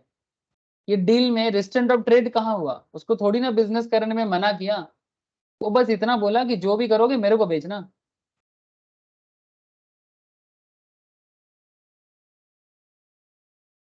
जैसे राइस मिल वाले के साथ गवर्नमेंट का डील होता है, वेस्ट बंगाल का बात कर रहा हूँ, बाकी स्टेट का भी अपना अपना होता है। राइस मिल कंपनीज के साथ, मतलब फैक्ट्रीज के साथ वेस्ट बंगाल गवर्नमेंट डील करके रखा है कि जो भी राइस मिल में तुम्हारा मिल में होगा उसमें सारा प्रोडक्ट हमें देना, उसके ऊपर मैं दाम लगा के मार्केट में बेचूंगा, फिर उसका दाम मैं रेडी करूंगा। ऐसा बहुत बहुत सारा डील होता है जिसमें ऊपर पॉलिटिकल मैटर्स है, मैं ज्यादा डिटेल्स में और नहीं जाऊंगा, लेकिन that is not restraint of trade. Agreement among the sellers of a particular commodity not to sell the commodity for less than a fixed price। Agreement among the sellers of a particular commodity not to sell the commodity for less than a fixed price is not an agreement in restraint of trade। जैसे इसका ये थोड़ा गजब example है। आप लोग कभी कोलकाता में शॉपिंग में अगर जाते हो ना, मैं ऐसा एक एग्जाम्पल दे रहा हूँ, ऐसे हजारों एग्जाम्पल हो सकता है। जैसे मैं आपको एक सिंपल एग्जाम्पल देता हूँ, ज्यादा टफ नहीं दूंगा, एक सिंपल एग्जांपल देता हूँ। ऐसे तो ये होलसेल मार्केट में मैं बड़ा बाजार का एग्जांपल दूं तो बहुत एग्जांपल हो सकता है, बट मैं आपको ना एक सिंपल, कभी भी आप ये चीज देख सकते हो, कभी आप लोग कोलकाता का जो शॉपिंग एरिया है ना, लाइक धर्मतल्ला, एस्प्लैनेड, ठीक है, गोड़िया हाट, हाथी बगान, ठीक है, ये सब एरिया में जा सकते हो। ये रहा एस्प्लैनेड, ठीक है, ये देखो एस्प्लैनेड में, एस्प्लैनेड बस स्टॉप, और इधर ना फुटपाथ में ना बहुत बड़ा मार्केट बैठता है, चौरंगी रोड में बिग मार्केट बैठता है सर। मार्केट बना एकदम फुटपाथ में, बड़ा बड़ा मार्केट होता है। अभी दुर्गा पूजा आएगा ना सर, सितंबर से आप धर्मतला में पैर रखने का जगह नहीं होता, सीरियसली पैर रखने का जगह नहीं होता, इतना भीड़ होता है। पुलिस क्या करता है, रो रो लेता है, रोप लेके रो बनाता है और फिर जाके लोगों को इधर उधर कराता है, देखने लायक होता है। तो मैं बस कहना ये चाहता हूँ कि अगर स्ट्रीट वेंडर्स, वो लोग क्या करता है, मैंने देखा इस तरह का, वो लोग क्या करता है कि अपना जो भी प्रोडक्ट का प्राइस है ना, वो लोग अपने बीच में ना फिक्स कर लेते हैं कि भाई हम लोग इसी दाम पे बेचेंगे, बेचेंगे तो इसी दाम पे, इससे कम दाम पे तो नहीं बेचेंगे। कम दाम पे तो नहीं बेचेंगे, जो भी बेचेंगे इस एक पर्टिकुलर प्राइस पे ही बेचेंगे। जैसे ये फिक्स प्राइस कर दिया ना, ये देखो क्या लिखा है, फिक्स्ड, देखो लिखा है 350। अब जितना दुकानदार है ना सब 350 में बेचेगा, बार्गेन करने नहीं देगा। अगर सारे दुकानदार 350 में बेचेगा, जस्ट ट्राई टू अंडरस्टैंड, तो फिर बार्गेन पावर खत्म हो गया बायर का। तो इसमें मानो कोई ऐसा सेलर है, कोई ऐसा सेलर है, सपोज मानो यहाँ पर कोई है जिसका नाम है मिस्टर जो भी करवा लो, ठीक है, मिस्टर जो भी एक नाम है, ठीक है, मिस्टर जो भी, ठीक है, मिस्टर जो भी बोल के कोई दुकानदार है, उसको लग रहा है कि भाई मैं 350 में नहीं 300 में बेचूंगा। लेकिन अगर वो वहां पर बिजनेस करेगा तो उनके बीच में डील हो रहा है, तो वो डील नहीं तोड़ सकता, वो डील नहीं तोड़ सकता। तो ये डील में किसी को बिजनेस करने से रोक नहीं है, ये एक अपने बीच में एक डीलिंग्स है कि भाई हम लोग इसके अंदर प्रोडक्ट प्राइस को नीचे नहीं गिरने देंगे। यही बात कर रहे हैं sir, agreement among the sellers of a particular commodity not to sell the commodity for less than a fixed price is not an agreement in distant of trade। यानी अगर कोई चाहता कि मैं थोड़ा कम दाम में बेचता, लेकिन आप ट्रेड डील करके उसको रोक रहे हो, तो लॉ कहता है कि ये डील ओके है। लॉ कहता है कि इस तरह का प्राइस को फिक्स करने वाला डील अगर सेलर लोग करते हैं तो इसमें कोई प्रॉब्लम नहीं है, माने इसे रिस्ट्रेंट ऑफ ट्रेड नहीं कहा जा सकता। अलग अलग विषय हैं, अलग अलग सोचना पड़ता है सर। आप लोग, मुझे नहीं पता, देखो सर आप लोग अभी छोटे हो, ज्यादा दुनिया नहीं देखा, पर किसी किसी ने काफी देखा होगा। डिपेंड करता है कि किसके जिंदगी में कितना एक्सपीरियंस उसको झेलना पड़ता है। कुछ लोग होते हैं अपने छोटे उम्र में ही काफी कुछ उनको सहना पड़ता है। कुछ लोग होते हैं कि अभी क्या है, जरूरत है, माँ पापा तो बहुत अच्छे से देख रहे हैं, तो it's all man to man vary करता है।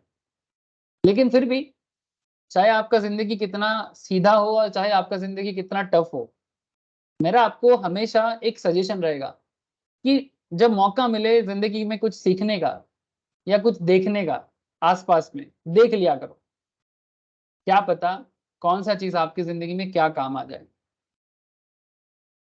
जैसे कभी अगर आप मार्केटिंग करने जाते हो और देख रहे हो कि सारे दुकानदार फिक्स प्राइस करके बेच रहा है और कोई बार्गेन करने में आपको मौका ही नहीं दे रहा है, जिधर भी लो सेम प्राइस, माने आप समझ लो कि ये वाला बात हो गया। ऐसा हजारों टाइप के एग्जाम्पल हो सकता है। इट्स ऑल डिपेंड्स कि आप किस तरह से समझना चाहते हो। मैं आशा करूंगा कि आप बात समझ पा रहे हो, ठीक है। अच्छा, तो ये जो भी एग्जांपल्स अभी आपके साथ मैं बात कर रहा था, इसका एक समरी किया है। Exception to the rule that agreement in distant of trade is void, माने एक नॉर्मली डिस्टेंट ऑफ ट्रेड क्या होता है, वॉइड होता है।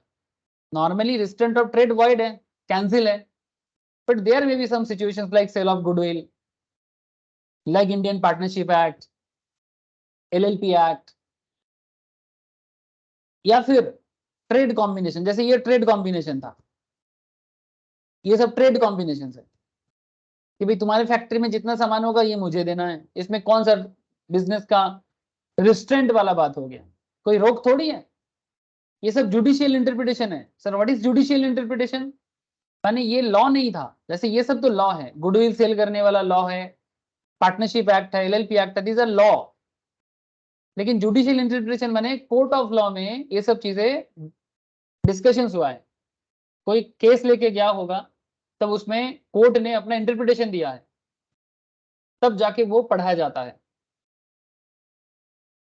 जो लोग सीएस का पढ़ाई कर रहे हैं एज वेल एज सीएमए का भी पढ़ाई कर रहे हो, उन लोगों का एक टॉपिक है मेनली सीएस का, सीएस एंट्रेंस में भी है हल्का फुल्का, लेकिन एग्जीक्यूटिव लेवल में ज्यादा है। जूरिस्प्रूडेंस बोल के एक पेपर आता है, ठीक है, सीएस एग्जीक्यूटिव वाले को बहुत ज्यादा पढ़ना पड़ता है। सीएमए को आजकल थोड़ा इंट्रोडक्शन लेवल लॉ दिया है, सीए को भी दिया है, बट नॉट वेरी ज्यादा नहीं। बट सीएस वाले जूरिस्प्रूडेंस नाम का एक पेपर पढ़ता है, जूरिस्प्रूडेंस एंड जनरल लॉ, उसके अंदर ये सब जुडिशियल इंटरप्रिटेशन पढ़ना पड़ता है, ठीक है।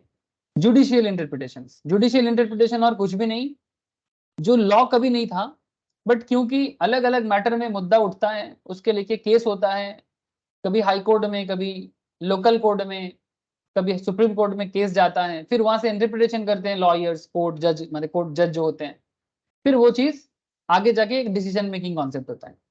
जैसे ट्रेड कॉम्बिनेशन करके मार्केट में प्रोडक्ट सेल करना, या फिर सर्विस का एग्रीमेंट करना, या फिर सोल और exclusive dealing agreement and franchise का बात करना, इस तरह का मैटर जो है ना, ये सब जुडिशियल इंटरप्रिटेशन है। This are not law, this is judicial interpretation.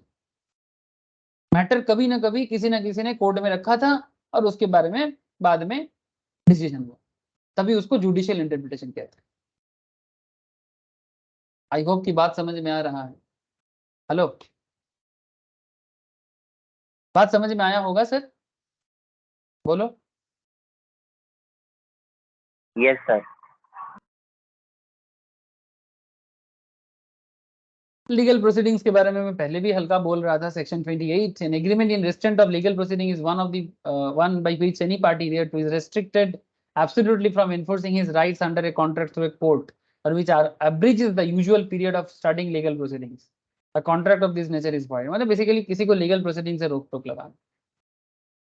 A contract by which the parties agree that any dispute between them in respect of any subject shall be referred to arbitration. Arbitration माने law court, ठीक है, and that only the amount awarded in such arbitration shall be recoverable is valid contract.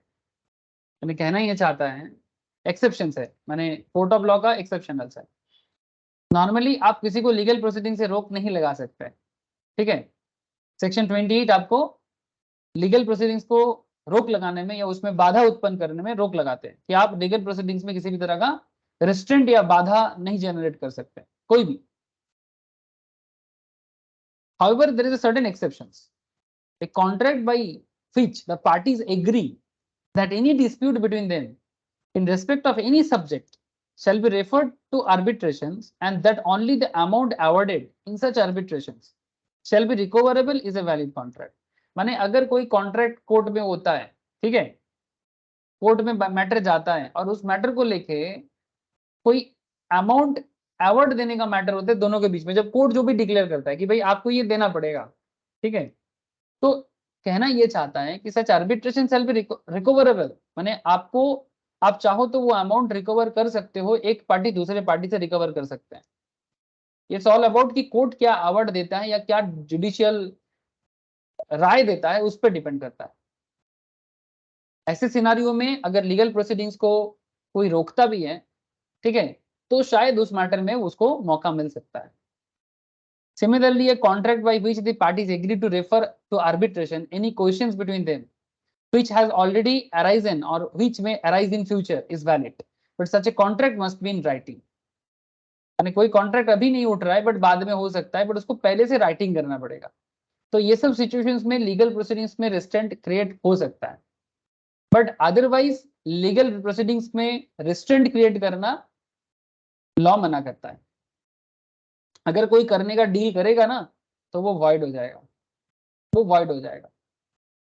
But exceptional situations भी होता है, जैसे कि इस तरह का।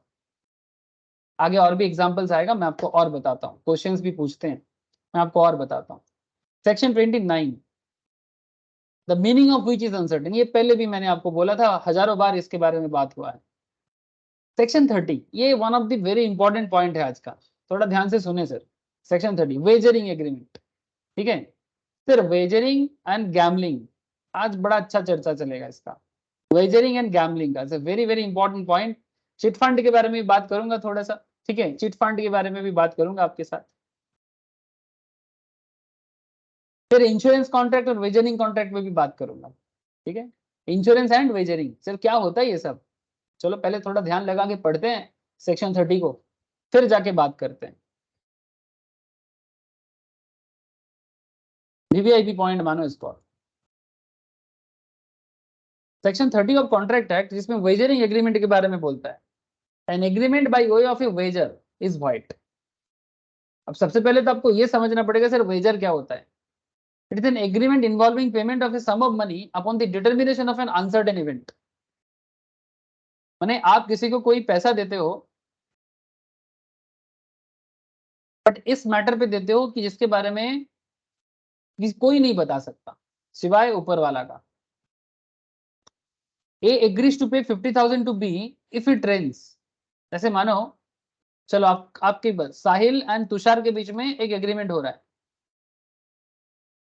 तुषार साहिल को बोल रहे हैं कि चलो एक डील करते हैं, अगर बारिश हुआ तो तुम मुझे 50,000 देना, और अगर नहीं हुआ तो मैं तुम्हें दूंगा। A agrees to pay 50,000 to B if it rains and B promises to pay like amount to A if it does not rain. बारिश हुआ तो साहिल तुषार को पे करेगा, नहीं हुआ तो तुषार साहिल को पे करेगा। ये जो रेसिप्रोकल टाइप को एग्रीमेंट होता है ना सर, इसको वेजरिंग बोलते हैं। वेजरिंग या बेटिंग भी बोला जा सकता है। अगर इंडिया जीता तो तुम पे करना, अगर पाकिस्तान हारा तो मैं पे करूंगा, समथिंग लाइक दैट। वेजरिंग या बेटिंग, इस तरह का जो डील है ना, ये सब भी वॉइड है, ये सब वॉइड है।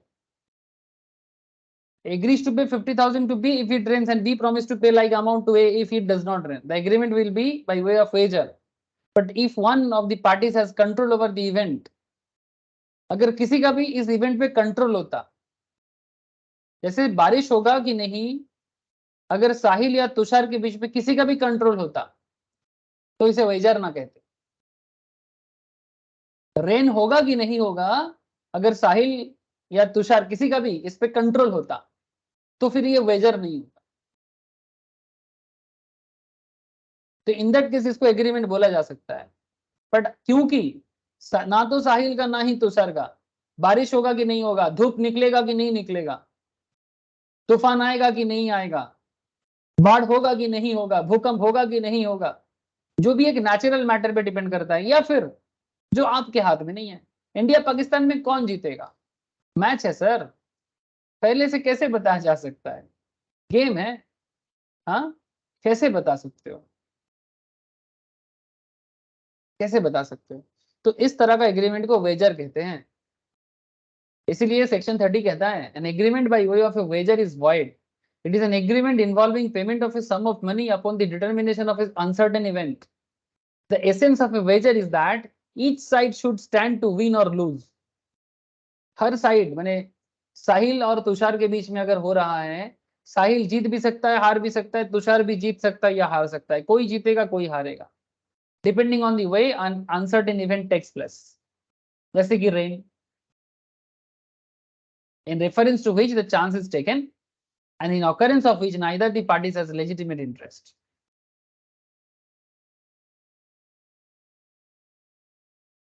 मेजर समझ में आया सर? प्लीज टेल मी।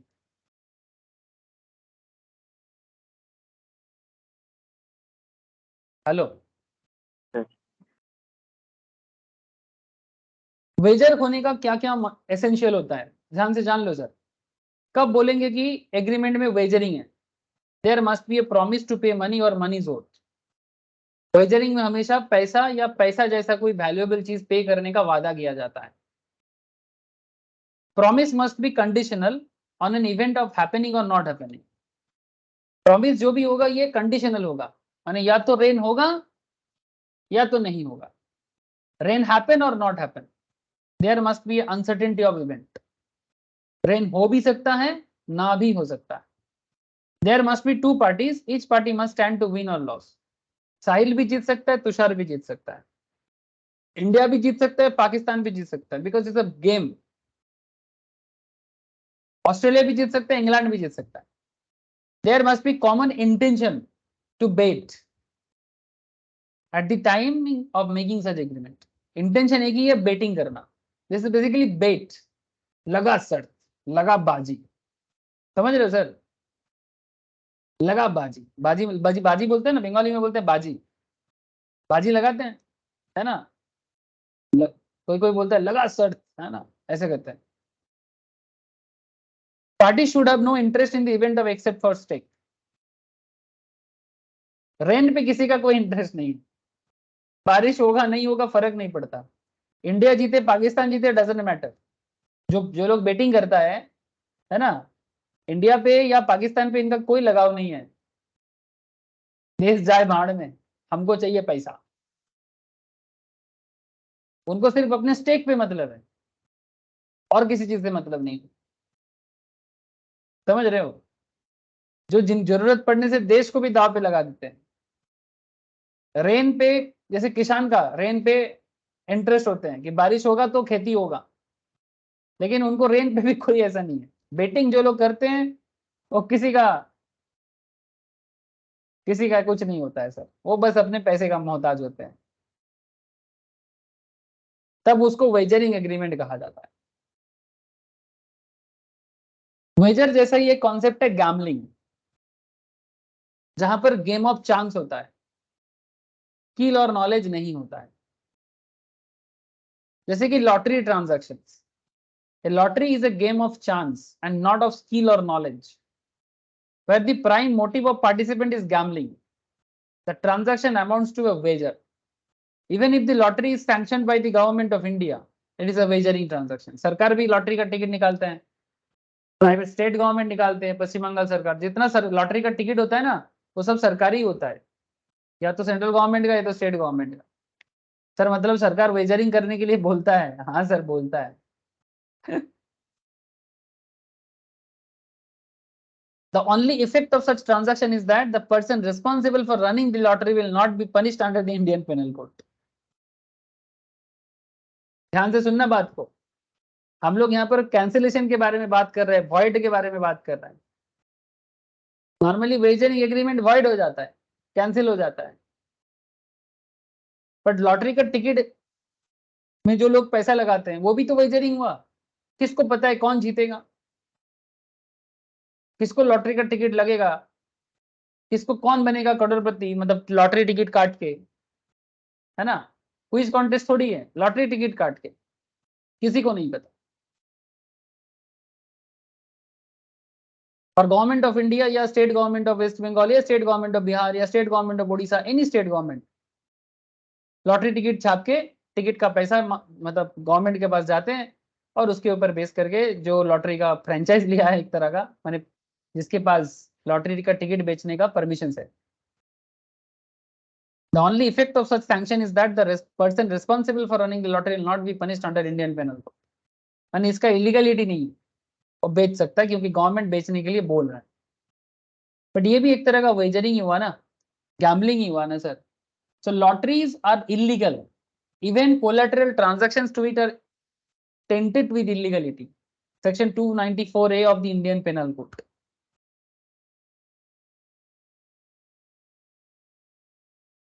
समझ रहे हो सर?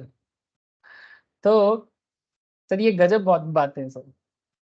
मैंने लॉटरी तो चारों तरफ हो रहा है, हाँ सर चारों तरफ हो रहा है, लेकिन जो लॉटरी बेच रहा है वो लीगल काम कर रहा है क्योंकि सरकार कोई मना नहीं करता उसको। और the most important part is that कि lotteries are illegal. Even collateral transaction मतलब लॉटरी के साथ जुड़ा हुआ कोई भी चीज है tainted with illegality. Section 294A Indian penal code भी इसके बारे में बात करता है, तो इस बात को ध्यान में रखना।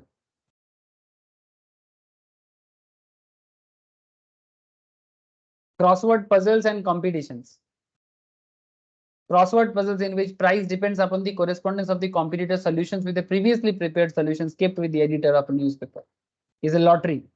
क्रॉसवर्ड पजल्स का जो सॉल्यूशंस होते हैं ना, जो न्यूज़पेपर में आता है, पहले से किसी ने सॉल्व करके रखा, और आप अगर क्रॉस न्यूज़पेपर में नेक्स्ट डे उसको सॉल्व करके देते हो, तो ये भी एक वेजरिंग है।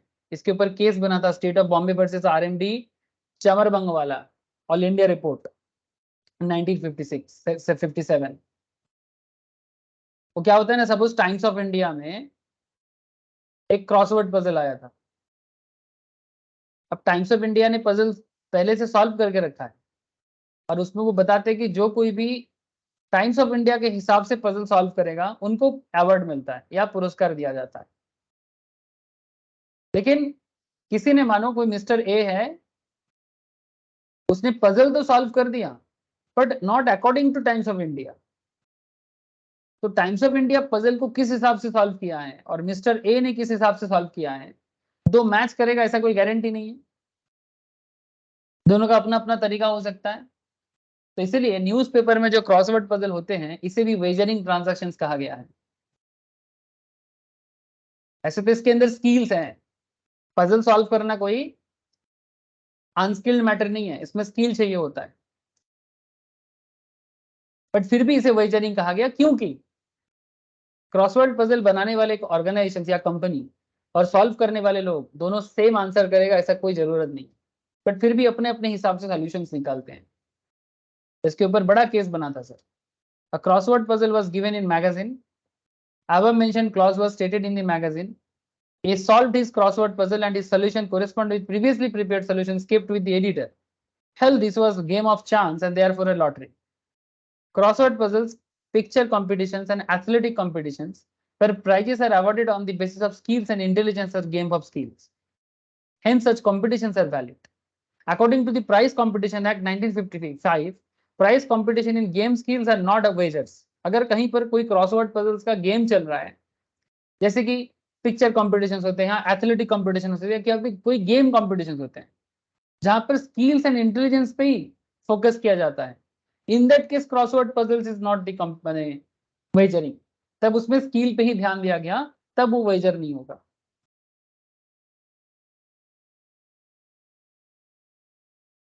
समझ रहे हो सर? तो 1955 प्राइज कंपटीशन एक्ट कहते हैं in games of skills are not wagers provided the prize money does not exceed 1000। ये लॉ बता के रखा है प्राइज कंपटीशन एक्ट। इसमें बहुत सारा बात हो सकता है सर, 1000 में क्या होता है, that's a different part. But 1955 prize competition act बताते हैं prize competition in games of skills are not wagers provided the prize money does not exceed 1000, जो 1000 क्रॉस नहीं करे। ऐसे 1000 क्रॉस कर भी सकता है, लेकिन गवर्नमेंट इंटरवेंशन हो सकता है इनमें भी कि इतना ज्यादा प्राइस अमाउंट क्यों है या कितना पैसा है, क्यों इतना पैसा, तो गवर्नमेंट उस मैटर को अलग से देखता है। Another point, sir, speculative transactions, an agreement of a share market transactions, where the parties intend to settle the difference between the contract price and market price of certain goods of shares on a specified day, is a gambling and hence void. Sir ये कौन सा बात हो गया sir? Actually share market में एक होता है ऑप्शन ट्रेडिंग टाइप का कुछ चीजें होता है, फ्यूचर मार्केट, ऑप्शन मार्केट, जिसमें ना an agreement of the share market transactions where the parties intend to settle the difference between the contract price and the market price of a certain goods or shares on a specified day. ये भी एक तरह का Gamble है, ये भी एक तरह का गैम्बल है। वो अलग बात की, इसमें एक स्पेशल स्किल चाहिए होता है, बट यहाँ पर स्किल से ज्यादा इसको गैम्बल के कॉन्सेप्ट में ही रखा गया है। That is the speculations. माने आप क्लियरली नहीं बता सकते कि आपको सच में प्रॉफिट होगा कि नहीं होगा। जैसे कि एक नॉर्मल बिजनेसमैन, स्पेकुलेशन और नॉन स्पेकुलेशन में क्या फर्क होता है मैं आपको बताता हूँ। बिजनेस दो तरह का होता है, एक होता है स्पेकुलेशन बिजनेस, एक होता है नॉन स्पेकुलेशन बिजनेस। जैसे ये जो टी शर्ट कंपनी ने टी शर्ट यहाँ पर सेल कर रहा है, इसे पता है कि ये टी शर्ट परचेस किया है 200 टका में और मार्केट में बेचेगा 350 में, तो कितना डिफरेंस हुआ सर? प्लीज टेल मी।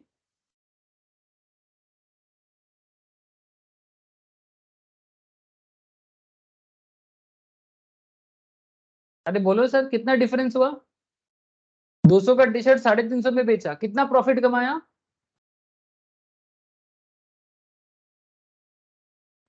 150 पर टी शर्ट। अच्छा, इसको पता था ना ये चीज कि उसको अगर टी शर्ट बेचेगा तो 150 प्रॉफिट आएगा।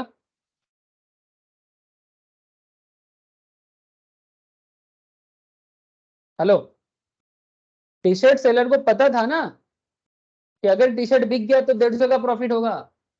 ये sir no? Yes sir. But stock market में ऐसा नहीं होता है।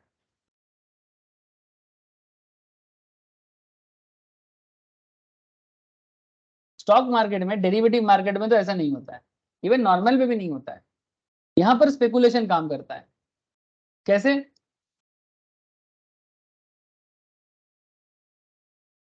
निफ्टी 19,306 में है आज। आज जब सुबह मार्केट क्लोज हुआ 3:30 बजे। अब ये सब स्ट्राइक कॉन्सेप्ट होता है ऑप्शन ट्रेडिंग का। ऐसे तो ये स्किल्स का मैटर है, मतलब कोई भी नॉर्मल बंदा जिसको कुछ नहीं पता मार्केट के बारे में वो कुछ नहीं कर पाएगा यहाँ पर। ऐसे स्पेशल स्किल्स का जरूरत होता है। किसी ने 19,300 स्ट्राइक में शेयर को परचेस किया, ये सोच के कि मार्केट आगे बढ़ेगा, माने मार्केट मूव करेगा। अगर 19,300 में बाई किया है, ठीक है, और मार्केट आज 19,000 कितना में क्लोज हुआ सर? 306 पे। अच्छा ये 6 रुपीज बढ़ता कि कम होता निफ्टी, इसके बारे में जो भी इसको बाई किया है ना, वो उसमें अपना पॉइंट ऑफ व्यू जनरेट कर सकता है, श्योर शॉट नहीं कह सकता। ऐसे श्योर शॉट कहने का तरीका है, बट ये नॉर्मल तरीका नहीं। इस तरीके में स्पेशल स्किल्स होता है। ये जो पॉइंट ऑफ व्यू है ना, कोई भी आम आदमी नहीं बोल सकता कि हाँ मैंने 19,300 में शेयर को परचेस किया और मैं 19,306 में बेच दूंगा। 19,300 में मैंने बाई किया और 19,306 में मैं सेल करूंगा, ये एकदम कॉन्फिडेंस के साथ कहना सबका बस का बात नहीं। तो ये एक स्पेकुलेशन टेक्निक है। मार्केट 19,306 में भी जा सकता था, मार्केट 19,320 में भी जा सकता था, या फिर 19,296 में भी आ सकता था। हाँ क्यों होता है, किस लिए होता है, उसका अलग रीजंस है। उसके लिए stock exchange, stock market is huge area. ऐसे मैं उसके बारे में आपको भी ज्यादा नहीं बोल सकता। अभी एक हल्का सा एग्जांपल आपको मैंने दिया, बाकी जब किसी को इच्छा होगा वो स्टॉक मार्केट का पढ़ाई कर सकता है, ये एक अलग फील्ड है सर। बट गवर्नमेंट इसको स्पेकुलेटिव ही रखेगा। क्यों? क्योंकि ये आम आदमी का बस का बात नहीं है। It's not like a T shirt market जहां 300 में बेचा 350 में खरीदा, या सॉरी उल्टा 300 में बाई किया 350 में बेच दिया। ऐसा तो नहीं है ना, वो स्पेकुलेशन। इसलिए उसको भी हम लोग यहाँ पर गैम्बलिंग या भॉइड बोल सकते हैं। इसका मतलब ये नहीं कि सारा ट्रांजैक्शन कैंसिल हो जाता है, वो सब लीगली होता है। बट यहाँ पर आपके सामने इस तरह का सिचुएशन लॉ बता रहा है। हर एक लॉ का अलग अलग बाद में जाके एडवांस लेवल और भी लॉ है, बट बेसिक लेवल कॉन्ट्रैक्ट में आपको ये सब बेसिक चीजें बताया जाता है। Horse race transactions, horse race competition where price payable to the bet winner is less than 500 is a wager. A and B enter into an agreement in which A promises to pay 2 lakh provided Chetak wins in the horse race competition. ये wagering नहीं है, इसको wagering नहीं कहा गया। अगर 500 के नीचे होता तो वेजर है, बट यहाँ पर A B enter into an agreement which A promise to pay 2 lakh provided Chetak, Chetak मैंने घोड़ा का नाम बता रहा है जो हॉर्स रेस कॉम्पिटिशन्स में उतरा है, ये वेजरिंग नहीं है। However, section 30 is not capable, sorry, not applicable in an agreement to contribute towards plate, prize, sum of money of the value of 500 or above to be awarded to the winner of horses. ठीक है, मतलब 500 टका के ऊपर वाला case में section 30 applicable नहीं किया जाता, इसीलिए ये चीज बोला गया है। तो इतना देर से मैं आपको कौन सा चीज समझाने का कोशिश कर रहा था? इतना देर से मैं आपको वही लीगल प्रोसीडिंग्स वाला सारा पॉइंट समझा रहा था, और ये आपका आ गया था वेजरिंग सेक्शन 30, इसमें वेजरिंग, गैम्बलिंग, और गैम्बलिंग के अंदर भी अलग अलग कुछ पॉइंट्स जो आपको ट्रांजैक्शन सिमिलर टू वेजर पर जिसका मार्केट में एक वैलिडिटी है, जिसका मार्केट में एक वैलिडिटी, जैसे कि लॉटरी ट्रांजैक्शन, जैसे कि क्रॉसवर्ड पजल्स एंड कॉम्पिटिशंस, जैसे कि स्पेकुलेशन, जैसे कि हॉर्स रेस ट्रांजैक्शन, जो तो है तो वेजरिंग, बट उसके सिमिलर टू वेजर है, जिसको गैम्बल कहा जा सकता है बट नॉट एग्जैक्टली वेजर, जो मार्केट में वैलिडिटी भी देखा जाता है कि ये सब तो मार्केट में होता है। इसीलिए ये सब आपको अलग से थोड़ा पढ़ाया भी गया। ठीक है सर, इस बात का ध्यान रखिएगा। अच्छा, transaction resembling with wagering transactions but are not void. कुछ ट्रांजैक्शंस ऐसे हैं जो काफी वेजरिंग के साथ मिलता जुलता है, बट हम उसे वॉइड नहीं कह सकते, मैंने कैंसिल नहीं कर सकते। एक एग्जांपल दिया, चीट फंड। सर चीट का स्पेलिंग देखे प्लीज। हाँ, CHEAT चीट और CHIT चीट, दोनों में फर्क होता है ना? प्लीज टेल मी, दोनों का क्या डिफरेंस है? CHIT चीट और CHEAT चीट, दोनों का मतलब कौन बताएगा मुझे? एनीवन प्लीज ट्राई करके बताओ।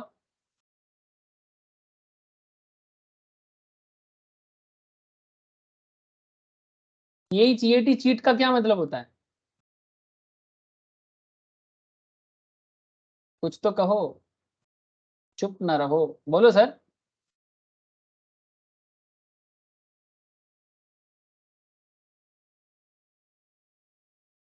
अरे क्या मेरा आवाज आ रहा है आप सबको? हाँ सर। तो बोलो ना, CHEAT चीट और CHIT चीट दोनों में क्या फर्क है? सर एक तो वो अनफेयर मीन्स वाला है और सेकंड वाला वो छोटा जो पेपर होता है। हाँ बस वही तो पूछ रहा हूँ। CHIT चीट का मतलब होता है छोटा, स्मॉल, और CHEAT चीट का मतलब होता है अनफेयर प्रैक्टिस, चीटिंग, चीटिंग जहां से वर्ड आया है, हम लोग बोलते हैं ना चीटिंग बाज। तो चीट फंड माने चीटिंग बाज का फंड नहीं है। ऐसे आप लोग ना ये वर्ड सुने होंगे कि बहुत सारे लोग आपके आसपास में, सुनो, कान कान लगा के सुनने से ना अभी सुनाई देगा कि चिट फंड में बहुत लोगों ने अपना पैसा गंवाया है। नाम भी सुना होगा कुछ कंपनी का, शारदा, रोज वैली, सुने हैं कि नहीं? हाँ, वेस्ट बंगाल का यस सर। स्टोरी है ये सब, बंगाल का कहानी है, वेस्ट बंगाल का फाइनेंशियल स्कैम हुआ है सब। तो जिसने स्कैम किया वो कंपनी चीट फंड कंपनी था, छोटा फंड वाला कंपनी। लेकिन इसका मतलब ये चीटिंग बाज का फंड नहीं था, वो अलग बात की उसने चीटिंग की, वो अलग बात की उन लोगों ने चीटिंग किया। ये एक तरह का फाइनेंशियल कंपनीज होते हैं जिनके पास अगर 1 करोड़ है तो ये 5 करोड़ मार्केट से रेज कर सकता है, ऐसा कॉन्सेप्ट होता है, और बदले में ये मार्केट में पैसा लगा के उसमें आपको इंटरेस्ट प्रोवाइड करता है। बेसिकली जैसे लोग बैंक में पैसा रखता है, उसी तरह का एरिया है जहां पर पैसा डबल करने का, पैसा हाई रेट ऑफ इंटरेस्ट देने का वादा करके लोग मार्केट से पैसा रेज करते हैं। तो cheat fund does not come with the scope of wager. In case of a cheat fund, a certain number of persons decide to contribute a fixed sum of a specified period. At the end of a month, the amount so contributed is paid to the lucky winner of the lucky draw. इसमें एक lucky draw भी होता है कि सबको ही मिलके एक chit fund बनाया जाता है जिसमें मानो एक फिक्स्ड सम होता है कि भाई इस बार हम लोग इस फंड में एक फिक्स्ड अमाउंट ऑफ डालते रहेंगे जिन लोगों का फंड है, और फिर उसमें से किसी का नाम आएगा, उस लकी विनर को वो एक्स्ट्रा अमाउंट दिया जाएगा। लेकिन फंड में मेंबरशिप सबका रहेगा। तो दैट इज डिफरेंट कॉन्सेप्ट, ये वेजरिंग बात नहीं है सर, ये वेजरिंग कॉन्सेप्ट इसमें नहीं आता है, और ये वॉइड भी नहीं है। वो अलग बात की आजकल सेबी ने चिट फंड जैसे कंपनीज को इतना इजीली बनने नहीं देता है, SEBI as well as RBI। Specially बहुत सारा फ्रॉडुलेंट एक्टिविटी हुआ है, इसीलिए कभी मौका मिले तो चिट फंड के बारे में डिटेल्स में बात कर लेंगे सर, शारदा रोज वैली केस भी बता देंगे। बट एक बात आपको बताऊं कि वो वेजरिंग नहीं है और वॉइड नहीं है। जैसे कॉमर्शियल ट्रांजैक्शंस और share market transactions, share market transactions जो होते हैं ना वो भी वेजर नहीं है।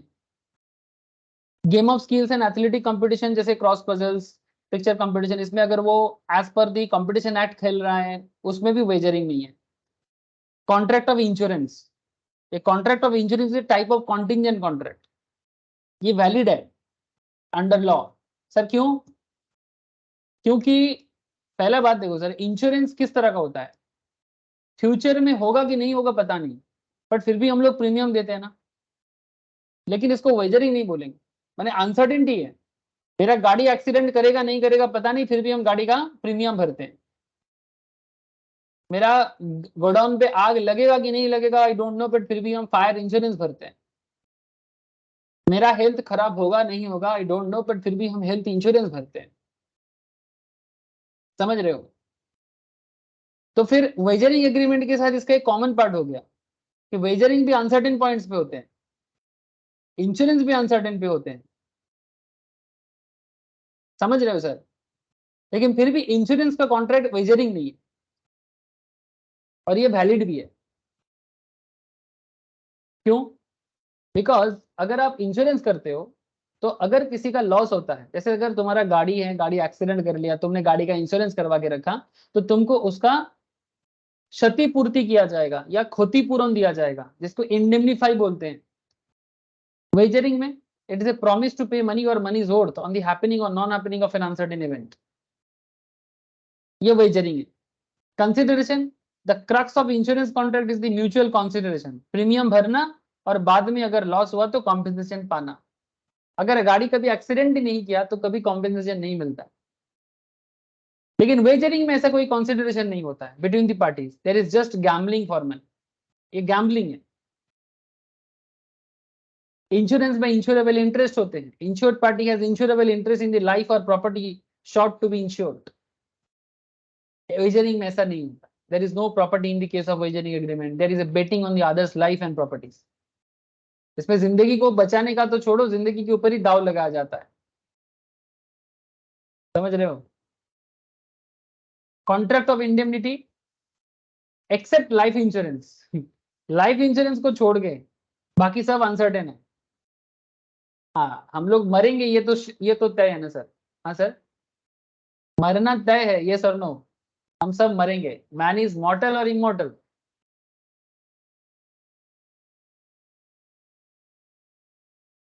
हाँ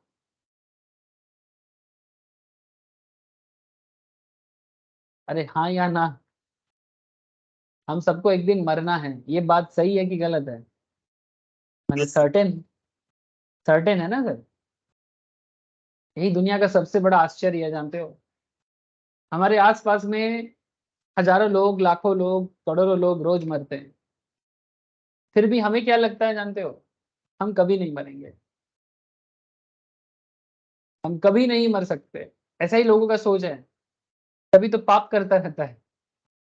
लोग पाप करता रहता है ऐसे सोच के साथ जैसे वो कभी मरेगा ही नहीं। क्या करेगा इतना पाप करके, पता नहीं। But I hope you understand, ये तय है सर। एक्चुअली ये मैं बात जो कहा ना, ये बहुत ही इंटरेस्टिंग एक महाभारत का एक स्टोरी है। स्टोरी माने एक हिस्टोरिकल फैक्ट्स है। युधिष्ठिर को मोस्ट प्रोबब्ली एक राक्षस या यमराज ने पूछा था। युधिष्ठिर बहुत ज्ञानी हुआ करता था, है ना। पांडव में जो 5 भाई था उसमें से सबसे बड़ा था युधिष्ठिर। तो युधिष्ठिर को एक बहुत बड़ा पंडित कोई पूछ रहा है कि युधिष्ठिर तुम ज्ञानी हो, इसका प्रमाण कैसे होगा। तो युधिष्ठिर को पूछा गया कि युधिष्ठिर तुम बताओ कि दुनिया का सबसे बड़ा आश्चर्य क्या है। तो युधिष्ठिर ने यही जवाब दिया था सर, कि हमारे आसपास में सभी कोई मरते हैं, प्राणी इंसान तो मरते ही हैं, फिर भी हम सबको लगता है कि हम लोग कभी नहीं मरेंगे। यही दुनिया का सबसे बड़ा आश्चर्य है। एंड अगर सोचोगे तो ये बात भी आपको भी समझ में आएगा। चलो सर ठीक है। तो except life insurance the contract of insurance indemnify insured persons against loss. Life insurance में पैसा तो मिलता है, पर क्या लाइफ मिलता है? हेलो, गाड़ी का इंश्योरेंस में गाड़ी मिल जाता है, आग के इंश्योरेंस में पैसा मिल के फिर से गोडाउन ठीक हो सकता है। हाँ, लेकिन क्या लाइफ के इंश्योरेंस में पैसा मिल सकता है, लाइफ मिल सकता है क्या? जो जिंदगी चला गया, क्या इंश्योरेंस करके वो जिंदगी वापस आ सकता है? हेलो, नहीं सर। वही तो, जिंदगी का सच्चाई को समझो तो बात बहुत आसान लगेगा। जो लॉस करते हैं वेजरिंग में has to pay the fixed amount on the happening of uncertainty, है ना। Enforceability, it is a valid and enforceable. Insurance contract बिल्कुल वैलिड है और कोर्ट ऑफ लॉ में एनफोर्सिएबल भी है। वेजरिंग वॉइड है और अनएनफोर्सिएबल एग्रीमेंट है। प्रीमियम, प्रीमियम कैलकुलेशंस होते हैं इंश्योरेंस पे depending on the risk. Wagering में ऐसा कोई लॉजिकल कैलकुलेशन नहीं है, सब सब्जेक्टिवली डिटरमाइन होता है। पब्लिक वेलफेयर, यस, इंश्योरेंस में लोगों का बेनिफिशियल होता है। Insurance is beneficial to the society because उसका पैसा मार्केट में आता है, म्यूचुअल फंड्स में जाता है, कैपिटल ग्रो करता है। सबसे बड़ा चीज जिसका इंश्योरेंस रहता है वो प्रॉब्लम में आने से, डेंजर में आने से उसको फैमिली को हेल्प होता है। But wagering is regarding as the against the public welfare, इसमें पब्लिक का कोई भलाई नहीं है, कोई भलाई नहीं है। इंडिया पाकिस्तान मैच में बेटिंग करके कितना लोगों का पैसा बर्बाद होता है और कितना लोग बेघर हुआ है, आपको क्या बताऊं, आज भी होता है। ये सब मूर्खता है सर। ऐसे कोलकाता में, इंडिया के अलग अलग जगह में कितना जो बेटिंग गैंग को पकड़ा गया है, क्या बताऊं आपको। लोग पैसा दांव पे लगा देता है, 1 लाख लगा देता है, जीते इंडिया जीतेगा तो 2 लाख, पाकिस्तान जीतेगा तो 3 लाख, घर का पूरा पैसा लाके जमा कर देता है। खतरनाक गेम है, लोगों को रास्ते पे लाके खड़ा कर देता है। तो वेजरिंग टाइप ऑफ गेम से बच के रहना रे बाबा, बच के रहना रे सर। ये है एसेंशियल्स ऑफ ए कॉन्ट्रैक्ट का varieties of essentials. A to Z मैंने एसेंशियल्स में बात की, कोई पॉइंट छोड़ा नहीं। नेक्स्ट आप लोगों का काम रहेगा कॉन्ट्रैक्ट एक्ट का बेसिक्स, कंसिडरेशन एंड एसेंशियल्स, ये तीनों टॉपिक आपको जो नोट्स मैं शेयर किया वहां से आप पढ़ो, और एक नोट्स में सबको शेयर करूंगा थोड़ा लूसिड लैंग्वेज में, जिनको नहीं मिला वो मेरे से वापस ले लो, ठीक है। क्वेश्चन जहां से मिले प्रैक्टिस करो, बट आप लोग subjective as well as objective, मैंने MCQ types as well as descriptive questions, हर चीज को पढ़ो।